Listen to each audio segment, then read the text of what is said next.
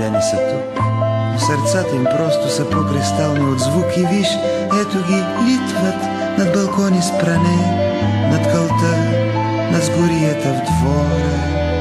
И добре, че се срещат единици поне от рода на хвърчащите хора.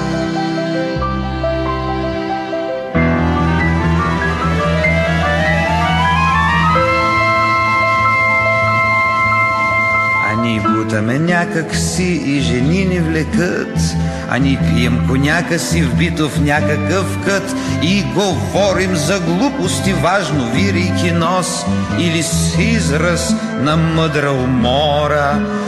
И изобщо стараем се да не става въпрос за рода на хвърчащите хора.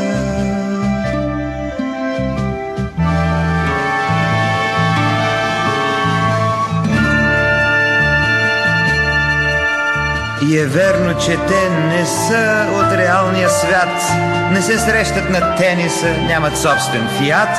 Но защо ли тогава нещо тук ни боли, щом ги видим да литват в простора? Да не би да ни спомнят, че и ние сме били от рода на хвърчащите хора.